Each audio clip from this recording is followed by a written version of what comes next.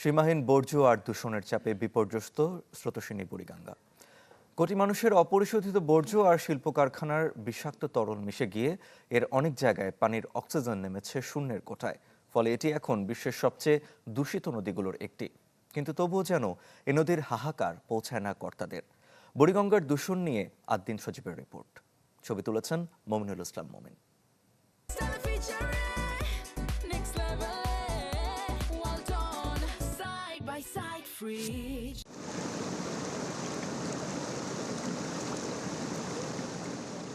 দূষণের কালো স্রোতে ধুঁকছে ৪০০ বছরের ইতিহাস বয়ে বেড়ানো বুড়িগঙ্গা।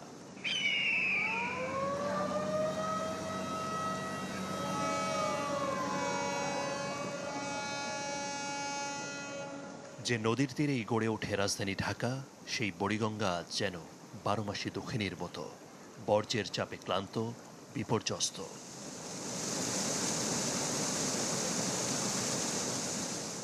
রাজধানীর শ্যামপুরে ধলেশ্বর গুদারাঘাট, এই এলাকার শতাধিক প্রিন্ট, নিট, ডাইং কারখানার বিপুল বর্জ্য দিন রাত ২৪ ঘন্টায় সরাসরি পড়ছে বুড়িগঙ্গা নদীতে।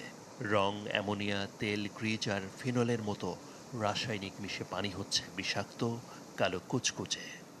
এই নদীটার পাড়েই হচ্ছে আমার স্কুল। এই যে ফাল্গুন, চৈত্র, বৈশাখ যখন মাস আসে তখন এই পানি গন্ধ এত তীব্রতা পায় যে আমাদের নাক বন্ধ হয়ে আসে। পানি পিপাসা, এটা পানিও আগে তো এই পানি খাইছে মানুষ, এখন খাইতে পারিনি।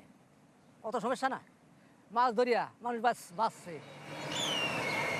স্থানীয়দের অভিযোগের সত্যতা মিলল শ্যামপুর শিল্পাঞ্চলে। কয়েকটি ডাইং কারখানার আশপাশের সড়কে জমে থাকতে দেখা যায় অপরিশোধিত তরল বর্জ্য। কার কথা বলবো আমরা? পানি, এই ডাইং এর পানি, রোলিং মিলের পানি, যত ফ্যাক্টরি আছে, প্লাস্টিকের ফ্যাক্টরি আছে, সবার পানি তো লাইনে। বিআরডব্লিউটি এর তথ্য বলছে ২৫০-এরও বেশি আউটফল পয়েন্ট দিয়ে শুধু বুড়িগঙ্গাতেই শিল্প ও গৃহস্থলীর বর্জ্য ফেলা হচ্ছে।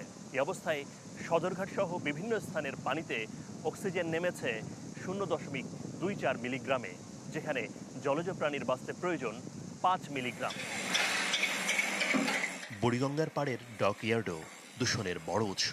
জাহাজ ও লঞ্চের মেরামতের রং ও কাঁচামালের ভারী ধাতু মিশছে নদীর পানিতে।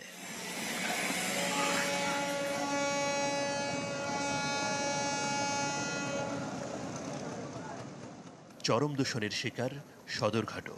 প্রতিদিন শত শত লঞ্চের ইঞ্জিন থেকে নির্গত পোড়া তেল ও প্লাস্টিক, খাবার বর্জ্য মিশছে নদীতে। এই যে পানিগুলো ব্যবহার করছে, এর ফলে ঢাকার চারপাশে যেসব ফসল চাষ করি, এই প্রত্যেকটা ফসলই অত্যন্ত দূষিত। এবং এই প্রত্যেকটা ফসলের মধ্যেই কিন্তু এই যে হেভি মেটাল বা যে দূষণ, এই যে কেমিক্যাল, ডাইংয়ের যেসব কেমিক্যাল আমরা ব্যবহার করি, এগুলো কিন্তু খাদ্য চক্রের মাধ্যমে আমাদের শরীরে চলে আসছে। ২০১৯ সালে এক রায়ে হাইকোর্ট নদীকে জীবন্ত সত্তা ঘোষণা করলেও প্রাণ ফেরেনি এই শহরের নদীগুলোতে। গেল ২ মাসে অভিযান চালিয়ে ৩৯৮টি দূষণকারী শিল্প কারখানার বিরুদ্ধে আইনি ব্যবস্থা এবং ৩.৫ কোটি টাকা ক্ষতিপূরণ আদায় করেছে পরিবেশ অধিদপ্তর।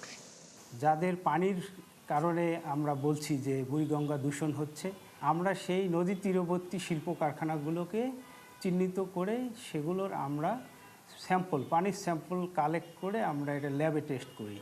ল্যাবে টেস্ট করে আমরা আইনানুগ ব্যবস্থা নিচ্ছি। বিশ্বব্যাংকের তথ্য বলছে ঢাকার ৮০% বেশি অপরিশোধিত বর্জ্য সরাসরি পড়ছে নদী ও খালে। তাই এবার এই পানি দূষণ কমাতে $৩৭ কোটি ঋণ দিচ্ছে আন্তর্জাতিক এই আর্থিক প্রতিষ্ঠান। আদ্দিন সজীব, চ্যানেল 24, ঢাকা।